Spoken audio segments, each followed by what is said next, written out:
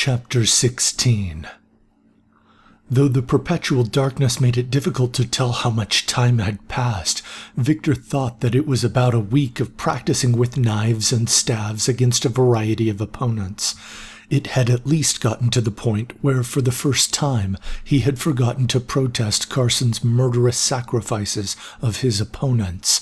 Of course, he knew his protests would not spare the lives of his sparring partners, and he was determined not to become a sacrifice to the demon prophet himself, but he felt a great swell of regret that he had not done more to stand up for light and goodness in a world that was losing its soul.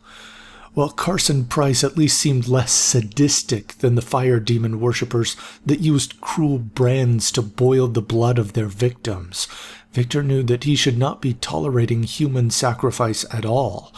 He spent his evening trying to determine a way to free himself from the demon prophet and get back to the business of searching for his friends. He decided that the experience he was gaining in combat was slowly helping him out. He had hated using melee weapons in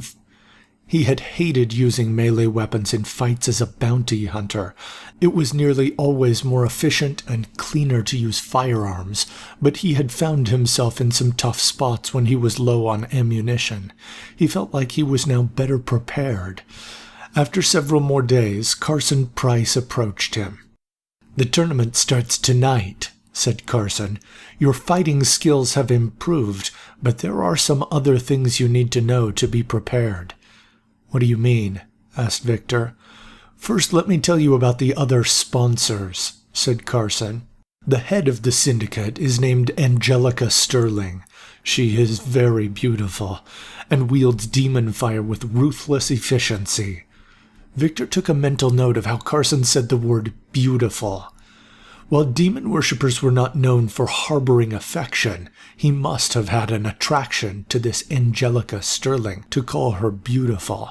Leslie Fisher took control of the speed demon worshippers that did not go into hiding with Felix Light, continued Carson. "She is not very tall, but she moves possibly even faster than Felix did.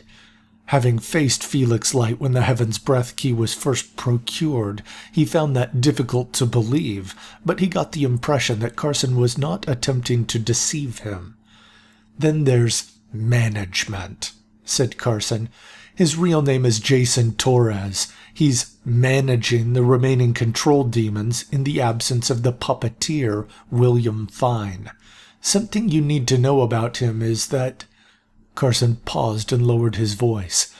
"The others are all suspicious of him and worry he is trying to take control." "Is he?" asked Victor. Carson laughed. "Well, he is a demon worshipper," admitted Carson, "but I do not know that he would ever fight against the Syndicate, especially because he has feelings for the Death Witch, Miranda Drake. She was planning on fighting against the necromancer Catherine Page for a long time. Don't misunderstand. No one can deny that the necromancer was ridiculously powerful, but everyone kind of knew that she was, how can I put this, mentally unstable." Victor had never known Catherine Page, but for a demon worshipper to accuse another demon worshipper of mental instability seemed notable. "At any rate," said Carson, "she is very focused, and she does not like showing any emotion. The rest of us wonder if she actually has any emotion left. It's kind of funny to see management pretending to lose his emotion whenever she comes around." "And so you and these four are the demon masters?" asked Victor. Carson smiled and nodded. "Yes," he added, "and I am in charge of the demon sight acolytes." "Why are you telling me this?" asked Victor. Carson laughed softly.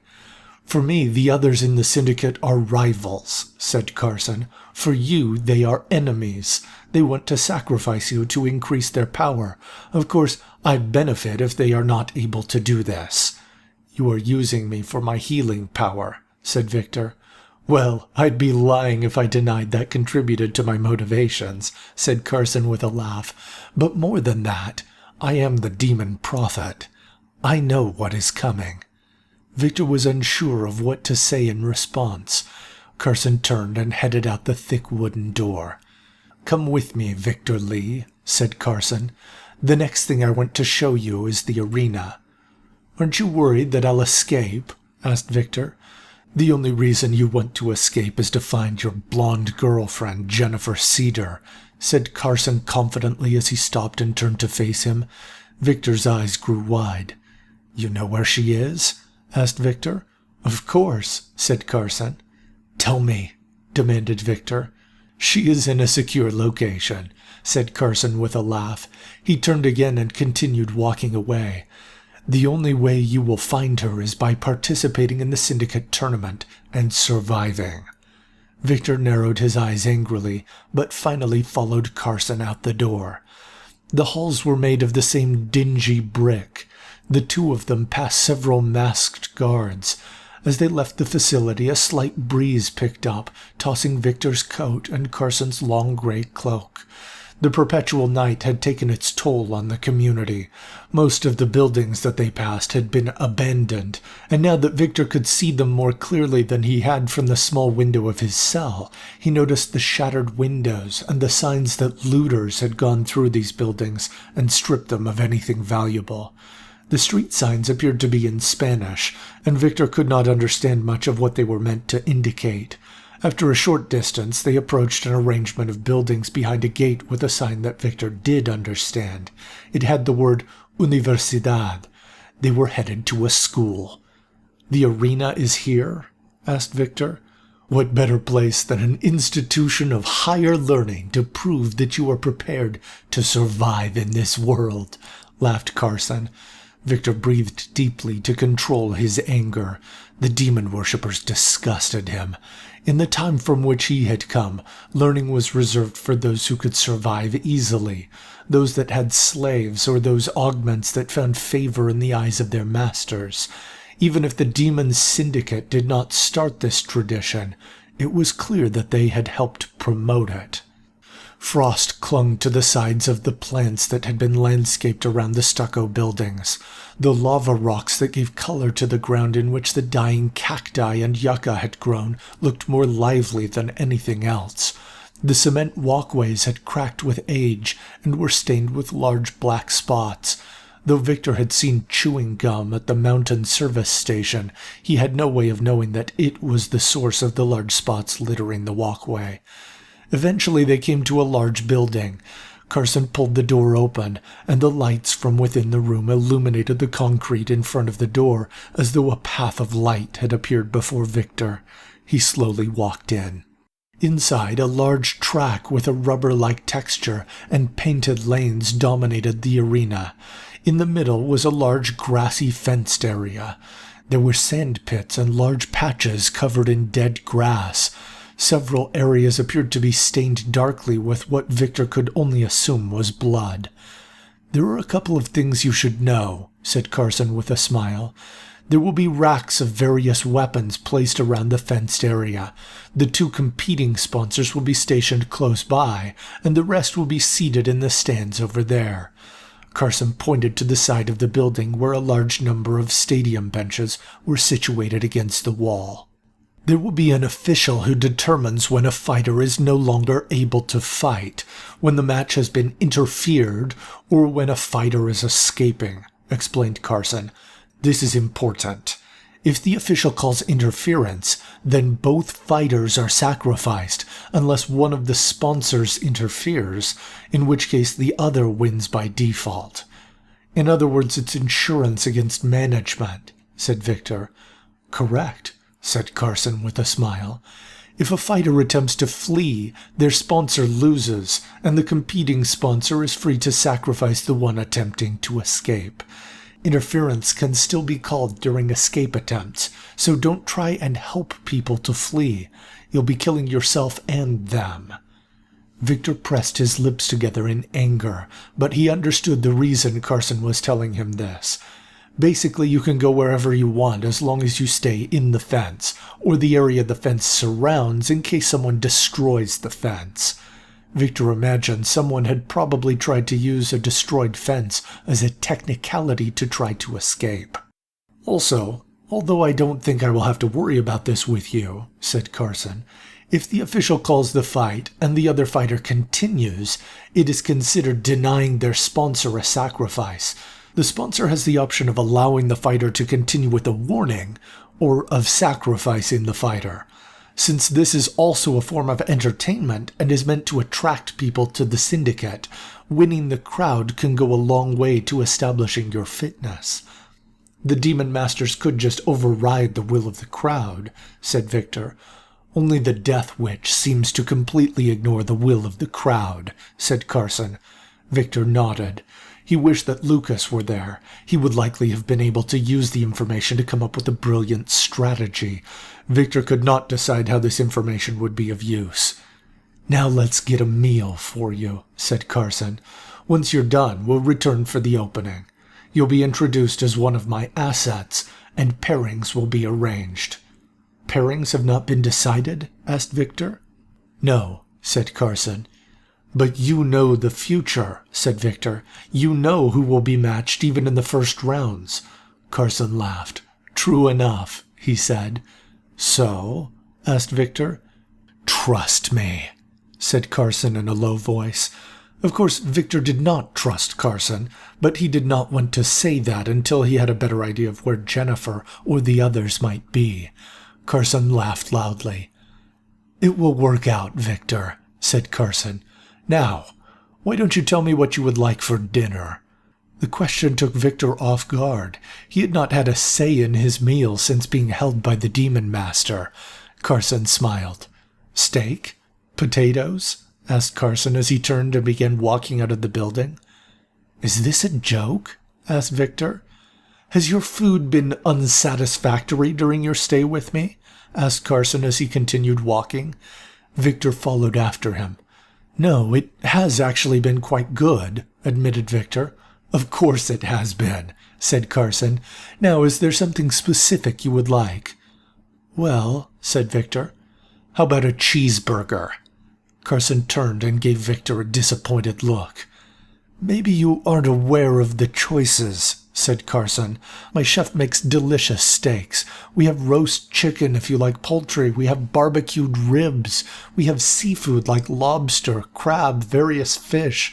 Of course, we have potatoes, rice, fresh breads, and fresh vegetables. Tell me now, what sounds good?" "So cheeseburgers aren't a choice?" asked Victor in a disappointed tone. Carson gave him a blank look for a few moments, and then burst out laughing. "You surprise me, Victor Lee," he said, "and that is not an easy thing to do. I guess if you would like a cheeseburger, I will see to it you receive one." Victor smiled in satisfaction. Carson led Victor to a small classroom with a locked metal door. He retrieved a key and opened the door, then held it open and gestured for Victor to enter.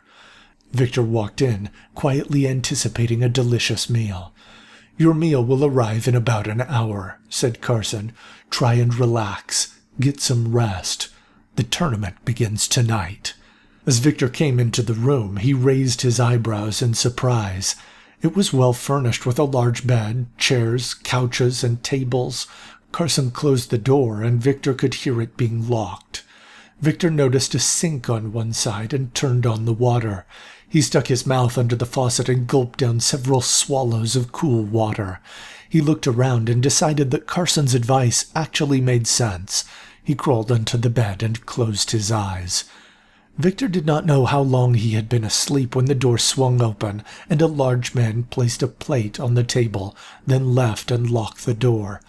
Victor got up and smiled as he saw the toasted bun, the fresh tomatoes, and the cheese slightly melted onto the beef patty. It was not long before he had devoured the meal and eaten the crispy French fries. He went again to the sink and gulped some more water. Feeling quite satisfied, he again returned to the bed to get rest. As he crawled onto the soft mattress, he thought how odd it was that Carson seemed so friendly and helpful. He had been provided good food, been given training experience, and given a clear explanation regarding rules to be successful. At length he decided it was not worth overthinking, as in a short time he would be put in an arena where he would be pitted against other warriors of unknown power and ability. Of course, there would be warriors such as those against whom he had trained. They would be skilled in the use of knives, staves, axes, and other weapons. The more challenging opponents would likely be demon key users. That meant opponents could use fire, incredible speed, foresight, mind control, or compete with him in healing themselves. He also considered the possibility that the death demon worshippers might be able to reanimate the corpses of other contestants. He decided that it was useless to think much more about it. Winning the tournament would hopefully provide him with the funds and information that would lead him back to Jennifer and the others. Eventually, he was able to get a bit of sleep. He woke up to the sound of his door being unlocked. A large masked guard appeared in the doorway next to Carson Price. The guard had humongous arms and hands, and his legs were shorter and stubbier, although he was at least 7 feet tall. He had no shirt and a pair of loose-fitting pants. Victor scratched his head awkwardly. "It's time," said Carson cheerfully. Victor got up and walked out the door. "So, how was your meal?" asked Carson. "It was good," admitted Victor. "I still can't believe you wanted a cheeseburger," said Carson, "but I am glad you enjoyed it. Did you get any rest?" "Some," said Victor. "I'm sure it will work out then," said Carson. "Just remember the rules. Don't interfere, just fight the match until the official calls it. Don't try and escape, or help anyone else escape." "I understand," said Victor. "Excellent," said Carson. "Things will work out well for you. Trust me." They walked into the arena, and thousands of spectators began screaming with excitement and anticipation. Not long ago, humanity had been in a golden age, and now they were screaming for blood and carnage as a means of entertainment. Victor felt disgusted, but he tried hard to keep emotion from showing. He wanted to keep his mind focused on his true goal, to find Jennifer and his friends. A booming voice came over the loudspeakers introducing Carson Price as the Demon Prophet. Thunderous applause and loud cheering filled the building as a spotlight shone on him. He walked in his gray cloak to a padded seat near the front. The massive guard held Victor back, indicating that they would not be next to him. "He brings with him 2 assets," shouted the announcer as a spotlight shone on Victor and the massive masked guard that had accompanied him and held him back.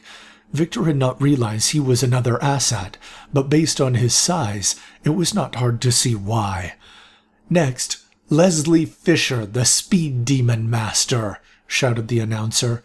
A woman who could not have been much taller than 5 feet walked to a chair near Carson Price. She had a black robe, but her hood was down, exposing her blonde hair.